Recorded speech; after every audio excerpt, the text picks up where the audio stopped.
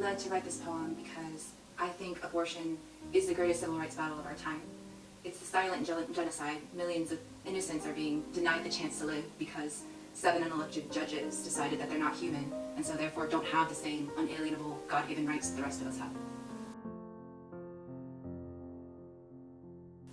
My poem is based on the 1788 William Cowper poem called The Negro's Complaint.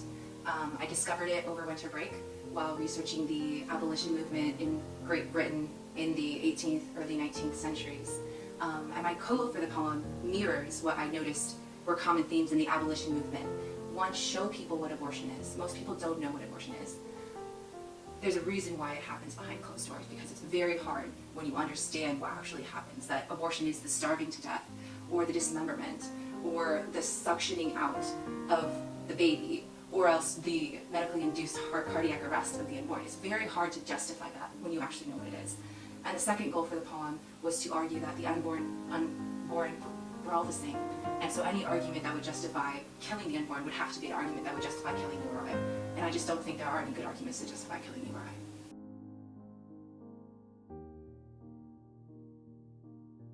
So one of the key arguments I've heard in favor of abortion has to do with women's rights, women's choice, the pro-choice position. I think it's a bad argument because it misses the point. We all recognize there are things that I'm not allowed to do with my body because they would harm someone else. Like, we'd all agree that I'm not allowed to party it up, intoxicate myself with alcohol, and then do 70 miles an hour on Lakeshore.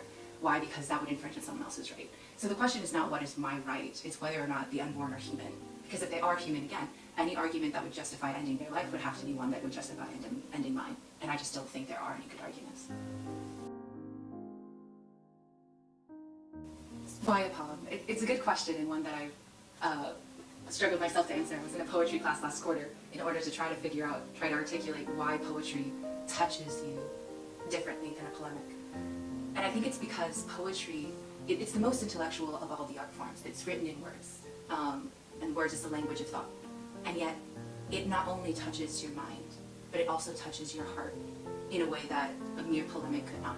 And that's what I was hoping to achieve. I was hoping to achieve something that can minister to the whole of the person who's reading it. Not just to the mind. It has arguments, but that's not all of it. It also reaches to the soul, the essence of the person.